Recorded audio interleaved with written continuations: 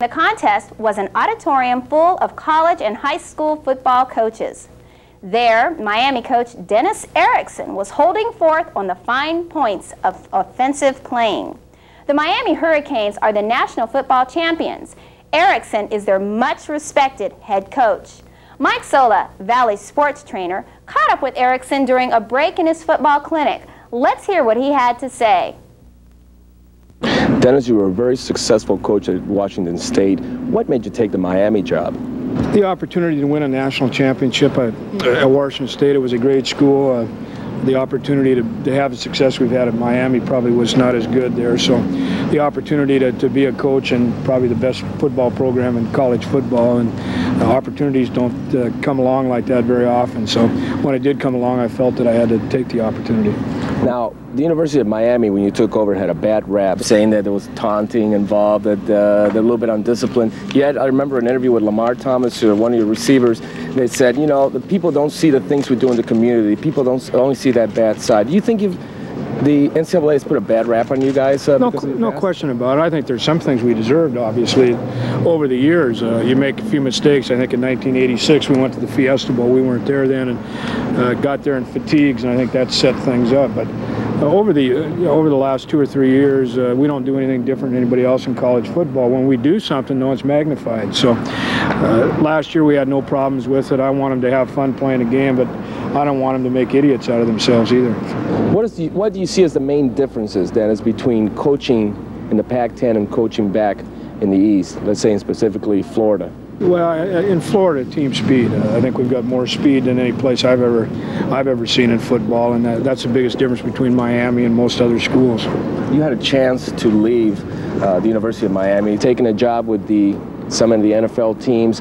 There were a lot of reasons why you did not leave, one being that your son is a very successful athlete out in the Miami area. Was it a tough decision? Yeah, it was. I had a couple opportunities to go into the NFL. I really have no interest in that particular area of football at this time in my career. Part of it was because of my son, whether he was an athlete or a student. I've moved him around so much that they've been able to stay in one place for 3 years now, and he'll graduate from high school. So that was probably the biggest reason that I didn't have more interest in the NFL. Dennis, everybody says you have a secret to success. Wherever you've gone, you've had great, successful teams. What is Dennis Erickson's chemistry secret to success? Well, I think I'm very competitive, and I relate that to the players, and they become very competitive. I won't put up with anybody that doesn't give a 100% effort, and the players know that, and that's the biggest thing. And then I treat them fairly. I think the key to anything, whether it's coaching or teaching or anything, business, is communication, being able to communicate with your players, and I think I can do that very well.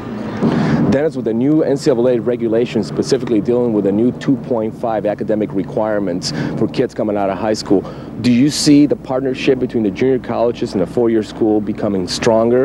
And how do you feel about these regulations? If the 2.5 goes through with the with the SAT, which I think is the most ridiculous rule ever invented, and hopefully it won't go into effect, but if it does, and then the connection between junior college football and four-year football is going to be a lot bigger. What are your futures now, your goals? What are the things you see yourself envisioning you'd like to do within the next 5 years? Well, next year we would like to repeat as national champions. The thing that we want to do is continue to keep the program at a high level, and when I say a high level, that's not win a national championship every year, because that's unrealistic, but to compete for the national championship and go to a major bowl and try to be one of the top 5-6 teams in the country every year, and I think we can continue to do that in the next 5 years. You know, last year's teams were considered a bunch of nobodies. The University of Miami had a bunch of unknown commodity players, yet you wound up winning the national championship. It must have been a really special season for you. It really was, because we were really kind of young and didn't have a lot of stars. The year before we had a lot of so-called stars, and we didn't this last year, and we weren't picked very high, and it's always nice to have success when people don't think that you're gonna, and our players just kind of rose to the occasion and knew that, and so it was a fun year, probably the most fun year I've ever had in football. What about the 1992 Canes? What can you tell us about it?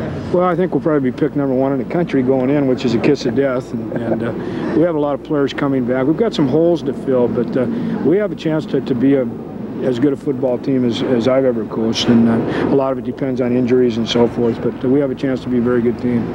Now, you and Carl Farrell, who's the offensive coordinator here at San Bernardino Valley College, go back a long ways. Can you tell us a little bit about your relationship, not just as friends, but as professionals as well? Carl and I go back a lot of years. He coached for me at Idaho as an assistant, and Carl Farrell is a hard worker, very good football coach, great offensive mind, and as you can see here at San Bernardino, since he's come, the success of the program has really increased. So as long as you have Carl Farrell here, you're going to have some success at San Bernardino. Dennis, we want to thank you very much for taking the time to speak to us, and we know you're a busy man. Good luck and continued success to you and the Miami Hurricanes. My pleasure. Nice to be here. Thank you. Thank you. Another kind of communication took place at Crafton Hills. There, the Black